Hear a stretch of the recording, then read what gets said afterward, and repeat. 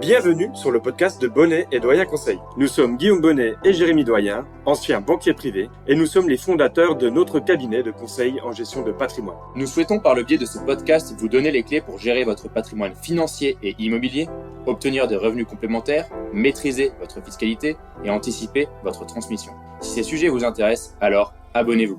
Nous vous souhaitons une très bonne écoute.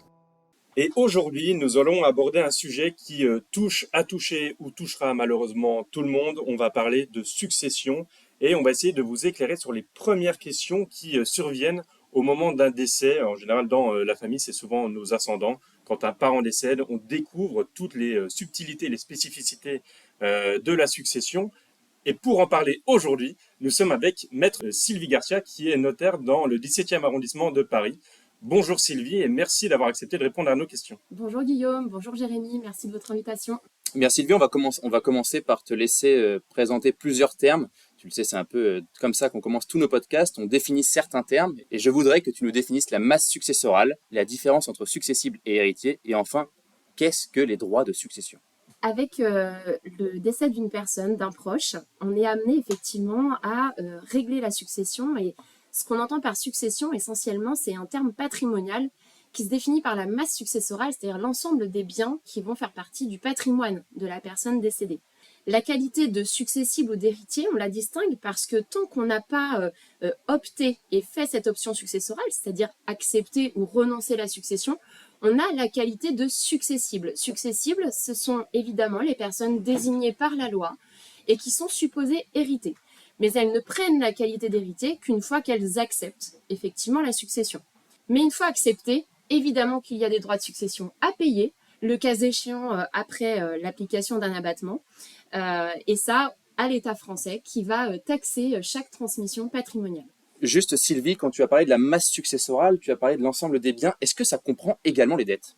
Oui, parfaitement. Il est nécessaire de faire un état du patrimoine, qu'il soit actif ou passif, donc ça englobe les dettes.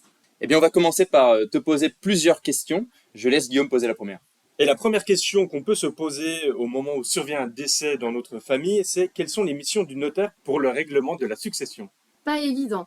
Beaucoup de missions et s'il fallait vous donner une classification, j'aurais tendance à vous dire que l'on a 3 missions principales. Une mission purement administrative. On est là pour récoller les pièces, les analyser, expliquer aux clients ce qui est contenu dans les différents courriers, puisqu'on va évidemment solliciter toutes les administrations à ce stade. Une mission plus juridique, parce qu'effectivement, on est juriste au départ. On rédige les actes. Les actes qu'on est amené à rédiger vont être l'acte de notoriété, l'attestation immobilière ou encore la déclaration de succession. Et donc, on accompagne également nos héritiers pour leur expliquer le choix de cette option successorale, est-ce qu'ils doivent accepter, renoncer, quelles vont être les incidences. Et enfin, je dirais une mission plus fiscale, puisqu'on reste l'intermédiaire avec les impôts et qu'on doit garantir par notre intervention nos clients que les déclarations qu'ils vont faire sont conformes aux lois fiscales. Alors, je voudrais juste vous dire qu'on n'est pas simplement rédacteur d'actes, il ne faut pas le voir ainsi. On reste le conseiller à chaque étape de la vie familiale, patrimoniale et professionnelle. Et forcément, le décès amène nécessairement à se poser des questions sur la transmission de patrimoine, qu'elle soit celle du défunt ou encore la nôtre, par volonté d'anticiper. Donc, le notaire reste l'interlocuteur privilégié sur ce sujet. Et c'est également vous, en tant que notaire, qui allez calculer les différentes justement masses successorales pour calculer derrière la fiscalité qui sera due selon le lien de parenté et les abattements au moment de la succession. Exactement, c'est tout à fait ça. On rappelle également à nos auditeurs qu'il est la plupart du temps courant de se faire accompagner pour anticiper la transmission et éviter des droits de succession trop élevés. Et là, le notaire peut aussi apporter un conseil et un conseil de qualité en tant qu'expert sur le domaine. C'est vrai qu'un conseiller en gestion de patrimoine peut également l'apporter. Sylvie, est-ce que c'est ton rôle aussi des fois d'accompagner avant une future transmission ou une future succession ? Oui, et d'ailleurs c'est ce que je vous indiquais, c'est que les personnes se posent malheureusement les questions lorsque l'événement est arrivé. Il est important, en tout cas, et il n'est jamais trop tard, pour anticiper, vouloir anticiper, éviter une fiscalité trop lourde pour nos enfants et nos héritiers, en tout cas à terme. Donc oui, vous avez parfaitement raison. Il faut se faire accompagner. Une autre question qui arrive juste après, ce sont les frais funéraires. Qui doit régler la facture des frais funéraires ? Est-ce que c'est les héritiers ou est-ce qu'on peut utiliser l'argent qui est sur le compte chèque du défunt? Alors, je dirais que c'est toujours pareil en paiement de dette. Il y a la personne qui en est redevable et la façon de payer. Alors, la personne qui est redevable des frais d'obsèques, des frais funéraires, ce sont les héritiers, bien évidemment. La plupart du temps, d'ailleurs, la question que se posent nos clients, c'est si je renonce à la succession, est-ce que je dois quand même payer ces frais funéraires? La réponse est oui. Comment est-ce qu'on pourrait justifier cette réponse? Tout simplement avec une obligation alimentaire que l'on doit à nos ascendants. Bon, le sujet plus concret pour eux aussi, c'est comment on paie. Lorsque les biens de la succession suffisent, les frais sont en réalité pris en charge grâce au fonds de la succession.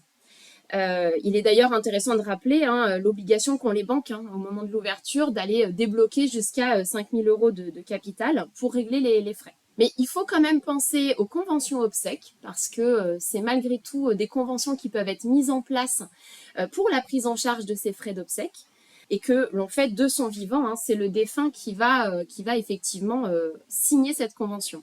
Enfin, une fois que la banque a débloqué les fonds ou qu'il y a eu cette convention obsèque et qu'il resterait des frais à charge, eh bien, la note se répartit entre tous les héritiers. Alors attention, les pompes funèbres exigent souvent un règlement immédiat. Elles ne vont pas attendre que le notaire ait fait ses démarches jusqu'au déblocage des fonds, on en parlera ultérieurement, j'y reviendrai, pour pouvoir se faire rémunérer. Donc, s'il fallait donner les 3 principes à retenir pour nos clients, dans l'ordre, d'abord, pour le paiement des frais d'obsèques, on s'interroge de savoir s'il y a une convention obsèque qui existe. Deuxièmement, on demande à la banque d'apporter les fonds nécessaires, mais avec un maximum de 5 000 €. Et on terminera par régler les 10 frais, donc via les fonds de la succession, ou en tout cas par avance que les héritiers feraient. Et ensuite, remboursement lorsque le notaire aura débloqué les fonds. Quand survient un décès, on est dans une période de deuil, c'est souvent compliqué, on a énormément de questions qui arrivent en même temps et on sait que c'est de notre côté une plus-value d'être accompagné par un notaire dans cette période qui va pouvoir répondre à nos questions. Mais tout de même, est-ce que le recours à un notaire est une obligation légale en France? Non, ce n'est pas une obligation de recourir au notaire. Néanmoins, je vous dirais des bêtises si je n'allais pas tout de suite tempérer ma réponse en vous disant que dans de nombreux cas, elle est par la force des choses devenue obligatoire, notre intervention. Et j'ai envie de vous citer 3 exemples à ce titre. Tout d'abord, la notoriété. Alors, la notoriété, anciennement, les mairies pouvaient l'établir. C'est l'acte par lequel on identifie l'identité des héritiers. La mairie le faisait à l'époque, ça s'appelait un certificat d'hérédité, donc sur la base du livret de famille. Plus maintenant, car trop risqué. Entre la perte des documents, les duplicata de livrets qui sont faits, ou encore le cas de familles recomposées, où on peut avoir coexistence de plusieurs livrets de famille, les mairies ont abandonné l'établissement de cet acte. Donc seul le notaire établit l'acte de notoriété. Je rappelle que très souvent, c'est la banque qui va l'exiger, cet acte, dès l'instant que sur les actifs liquides de la personne décédée, il y avait plus de 5 000 €. Les comptes sont bloqués et pour permettre le déblocage, la banque veut connaître l'identité des héritiers. Donc c'est nous qui effectivement sommes à même d'établir cet acte. L'autre exemple que je citerai concerne les biens immobiliers. Il est vrai que dans le patrimoine du défunt, dès lors qu'il va y avoir un ou plusieurs biens immobiliers, l'intervention du notaire, elle est obligatoire. Et là, pourquoi? Pour constater la transmission de propriété des biens suite au décès du défunt. Pourquoi? Parce qu'il y a une obligation d'être titré sur un bien auprès du fichier immobilier. Et l'interlocuteur du fichier immobilier, c'est le notaire. Ça ne peut pas être un avocat, ça ne peut pas être une personne tierce. C'est automatiquement le notaire. En pratique, lors de la succession, nous établissons un acte qui s'appelle attestation de propriété immobilière et c'est cet acte-là qui est publié par la suite au service de la publicité foncière dans le ressort duquel le bien immobilier se trouve. Mon dernier exemple, il concerne la complexité des déclarations fiscales en présence d'un conjoint survivant, de familles recomposées, de plus en plus difficile pour le contribuable d'aller faire lui-même sa déclaration fiscale.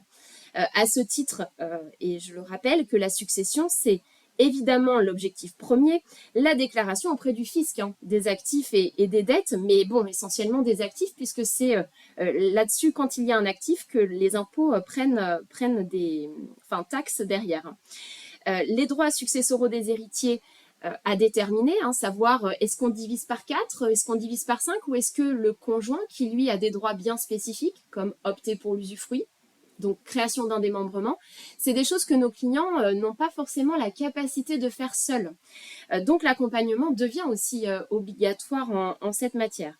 Donc on arrive effectivement, parce que nos clients profanes ont des difficultés en tout cas à le faire, eh bien on est là pour déterminer avec exactitude le patrimoine de la personne décédée. Donc il faut connaître le travail de liquidation du patrimoine, notamment donc la quote-part à intégrer dans la succession.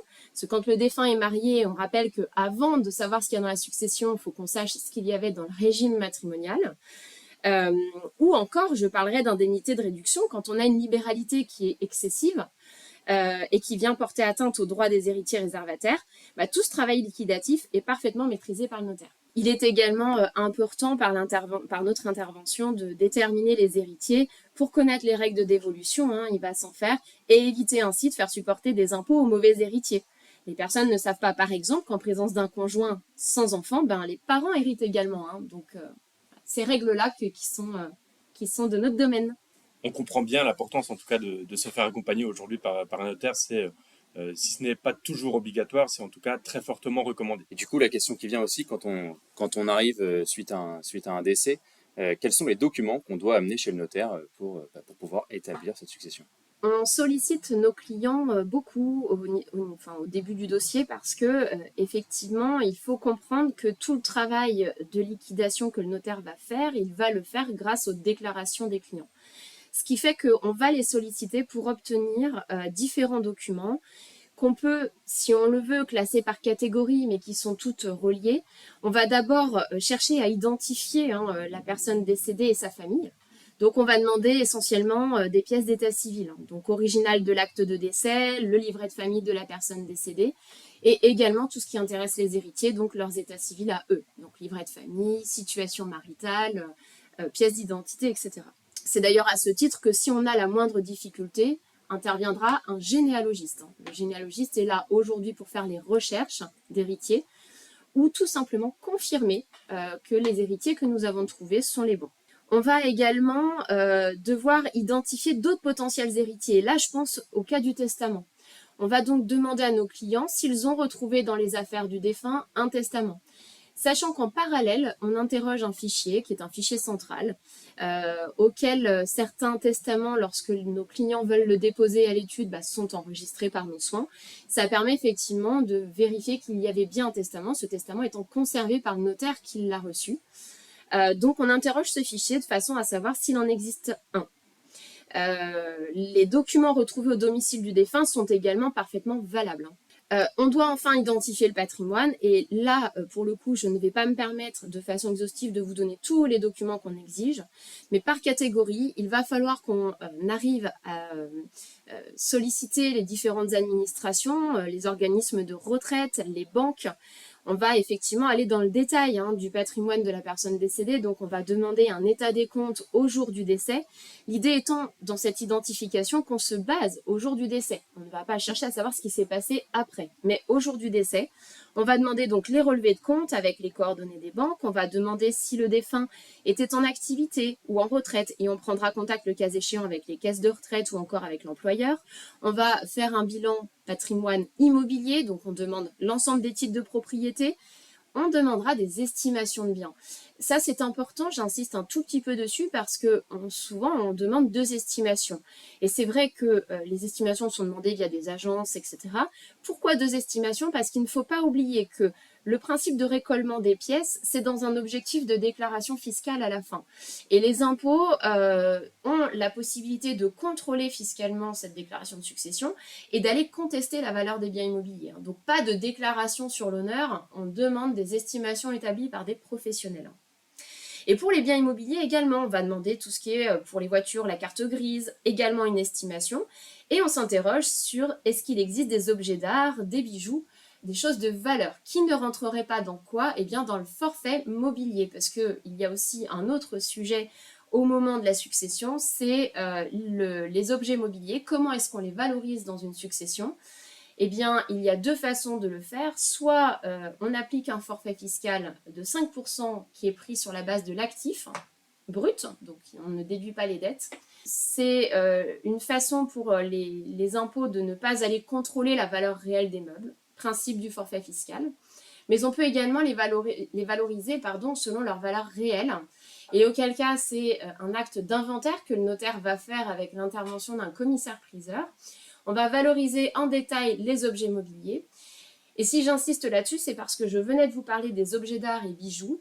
Dans le cadre d'un forfait fiscal, il est évident que tout objet qui serait soumis à une assurance qui serait qualifié d'objet d'art ne rentre pas dans le forfait fiscal, puisqu'on peut se douter qu'à ce moment-là, le forfait fiscal serait trop intéressant. Donc voilà, ayez ça à l'esprit, c'est qu'il y a deux façons de valoriser ces meubles. Mais du coup, ça me fait penser tout de suite en tant que conseiller en gestion de patrimoine qu'il y a peut-être un conseil à apporter même quand le décès arrive. Car aujourd'hui, si on valorise par exemple 5% les meubles d'un bien immobilier qui vaut 2 millions d'euros, sachant que sur Paris ça peut aller très vite, ça veut dire que les meubles sont valorisés à 100 000 euros pour un 100 mètres carrés dans Paris. Ça fait 1 000 euros le mètre. C'est peut-être intéressant de faire du coup intervenir un expert qui va valoriser les biens meubles. Exactement. On est à ce titre, de toute façon, l'expert qui interviendra. Donc, encore une fois, on peut rebondir sur ce qu'on se disait au départ, l'intérêt de l'intervention du notaire, qui va être primordial sur chaque sujet. Évidemment, nous sommes là pour les conseiller. Nous établissons les calculs chiffrés pour leur mettre devant leurs yeux, à nos clients, la différence entre application du forfait fiscal ou inventaire mobilier à la valeur exacte. Et vous avez raison, dans ce cas-là, il serait plus intéressant de faire l'inventaire. Oui, car 100 000 euros de meubles, on le rappelle, en fonction des liens de parenté, ça peut faire des droits de succession très élevés. Et justement, on a parlé plusieurs fois dans notre échange de la banque et du rôle de la banque. Et au moment du décès, qu'est-ce qui va se passer au niveau des différents comptes bancaires du défunt? Les banques, dès qu'elles sont informées du décès d'une personne, elles bloquent les comptes personnels à cette personne. J'insiste parce que, sur le mot personnel, puisque quand un compte va être détenu soit conjointement, soit encore en indivision, on pourrait même envisager en démembrement, la banque en principe ne les bloque pas, ces comptes-là. Elle va laisser l'accès aux co-indivisaires, aux conjoints, effectivement, pour accéder aux liquidités. Autrement, elle bloque les comptes. En pratique, pour les débloquer, il y aura deux façons de procéder. Soit les actifs en banque sont inférieurs à 5 000 euros. La banque les débloquera sur justificatif fourni par les héritiers de leur qualité. Très souvent, un livret de famille, une pièce d'identité. Sauf que si on était effectivement avec des actifs supérieurs à 5 000 euros, je reviens sur ce que je vous avais déjà présenté, la banque demandera un acte de notoriété. Et là, effectivement, l'acte de notoriété est fait environ 2 mois après le décès, puisqu'il est nécessaire, comme nous venons de le dire, que nous disposions des éléments d'état civil pour établir cet acte, que nous puissions vérifier qu'aucun héritier n'ait été omis ou susceptible d'être en tout cas dissimulé. Et à ce titre, ces démarches-là peuvent être plus ou moins longues selon le cas de figure. Et donc il y a des droits de succession, on en a parlé plusieurs fois. Comment on règle les droits de succession et quel est le délai pour régler les droits de succession? Est-ce qu'il y a un délai déjà légal? Est-ce qu'on peut allonger le délai? Comment ça se passe? Alors, rien de très conventionnel en matière de succession, contrairement aux achats. On va être ici sur surtout des délais fiscaux qui vont nous tenir. On a pour usage de parler d'un délai de 6 mois et ce délai est réel puisque les impôts vont exiger que 6 mois et dans les 6 mois après le décès de la personne, les impôts soient réglés et la déclaration de succession déposée. En pratique, ce délai de 6 mois va pouvoir varier. Alors, je pense au cas suivant, quand la personne est décédée à l'étranger, il y a une tolérance fiscale d'1 année. Okay. Voilà, bon, qui est moins courante, mais qu'il faut quand même avoir en tête. 6 mois, 1 an. Pendant ces 6 mois, vous avez bien compris qu'il y a déjà 2 mois pour établir ce fameux acte de notoriété, qui va d'ailleurs être cet acte qui va permettre le déblocage des comptes, comme on l'a déjà indiqué. Ces 2 mois passent très vite. Il arrive que l'acte de notoriété puisse être fait en retard. Ce que je dirais simplement, administrativement parlant, il peut arriver qu'on ne soit pas prêt au bout de 6 mois parce que les difficultés du règlement de la succession sont propres à chaque dossier et que ça ne nous permet pas certaines fois de tout faire dans ce délai de 6 mois. L'administration fiscale, comment est-ce qu'elle réagit face à un retard de dépôt de déclaration? Eh bien, elle applique des pénalités. Les pénalités sont les suivantes. Il y a un intérêt de retard qui est exigé par l'administration qui correspond à 0,20% de la somme que l'on doit aux impôts. Donc, une fois qu'on a déterminé le montant des droits, on applique 0,20% par mois de retard, à partir du 7e mois. Et au bout d'un an, si on n'a toujours pas pu déposer effectivement la déclaration, on arrive sur une pénalité de 10%, ce qu'on appelle une majoration. Et vous continuez toujours d'appliquer les 0,20% d'intérêt de retard tous les mois. Ce que nous faisons pour nos clients, c'est les accompagner dans le conseil sur le versement d'un acompte. Il est nécessaire pour éviter de payer trop cher d'intérêt de retard, parce que bon, effectivement, les impôts considèrent qu'ils vous font pas un cadeau, mais qu'ils vous font une sorte d'avance, de prêt. Donc c'est pour ça qu'ils justifient ces intérêts. Pour éviter d'avoir à payer ces intérêts, il est important de verser ce que l'on peut verser au maximum de la somme à verser, parce que je sais que certaines fois, on est obligé de vendre un bien immobilier pour payer les droits, mais peu importe, prouver sa bonne foi aux impôts, c'est après pouvoir s'exonérer éventuellement de pénalités, puisque lorsque l'on sera amené à devoir régler ces pénalités si on avait versé ces sommes en retard, les impôts, on va pouvoir leur justifier qu'on a fait toute diligence, que la personne a versé le maximum de ce qu'elle pouvait au vu de ses moyens, et que c'était effectivement dans l'attente de la vente du bien que les droits n'avaient pas été versés. Et c'est vrai qu'on peut toujours discuter avec les impôts, même si aujourd'hui, concrètement, il faut garder à l'esprit que c'est 6 mois et qu'en 6 mois, il faut que ce soit réglé. On a des affaires, des fois, de certains de nos clients qui disent qu'il y a des héritages qui sont en cours et que ça fait plus de 3 ans, 5 ans, 10 ans, 15 ans. Est-ce que déjà c'est possible? J'ai l'impression que oui, mais est-ce que la personne qui bloque l'héritage pourrait être seulement redevable des intérêts de retard que tu viens de nous expliquer? Ou est-ce que c'est l'ensemble des héritiers qui doit payer pour cette personne qui ne veut pas accepter que la succession finisse? C'est une question très intéressante, Jérémy. Il y a 2 choses que j'aurais envie de te dire et de dire à nos auditeurs. La première, c'est qu'effectivement, on est solidaire face à l'impôt. Tous les héritiers sont solidaires. Il faut imaginer que les impôts peuvent aller voir n'importe lequel des héritiers pour demander et réclamer la somme. Même s'il est bien entendu qu'un seul héritier n'a pas à payer pour le compte des autres. Ce n'est pas ce qu'on dit. Mais effectivement, cette solidarité face aux impôts peut mettre à mal certaines situations familiales où un des héritiers est de mauvaise foi et ne veut pas s'exécuter. Mais la seconde chose que j'ai envie effectivement d'expliquer concerne les délais longs. Les délais longs parce qu'on a un héritier qui ne se prononce pas, un héritier qui ne répond pas, donc qui n'agit pas. Il y a des mises en demeure qui peuvent être faites. La loi est là aussi pour protéger les héritiers de bonne foi. Et on peut mettre en demeure un héritier de s'exprimer. Donc ça, c'est important d'avoir ça en tête. On ne peut pas garder une situation bloquée éternellement, sauf si le sujet n'était pas juste lié à l'absence de réponse de l'héritier, mais qu'il y avait un problème juridique, auquel cas, et ça arrive, qu'il y ait aussi des successions qui se règlent judiciairement. C'est un autre sujet qui pourrait être abordé ultérieurement. Merci Sylvie. Est-ce que toi, dans des situations comme celle-là, tu aurais un conseil à apporter? Effectivement, on reste sur le terrain de l'amiable et notre rôle à nous est de faire en sorte de trouver un accord, un arrangement entre les héritiers, tout en respectant la loi évidemment, mais on fera tout ce qu'il faut pour concilier les héritiers de façon à ce que ça n'aille pas se régler devant le juge, puisque là on parle de délais, mais les délais sont extrêmement longs évidemment dans ce cas. Donc pour résumer et pour essayer de faire un condensé de tout ce qu'on vient de se raconter ensemble avec Maître Garcia, on rappelle qu'au moment du décès, on va ouvrir la succession et qu'à ce moment-là, le notaire va avoir pour rôle de calculer la masse successorale.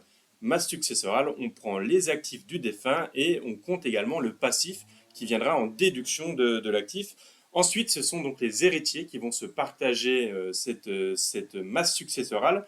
Et selon les montants et selon l'importance des biens immobiliers et de l'ensemble de l'actif successoral, on va avoir des droits de succession à régler quand on est héritier du défunt.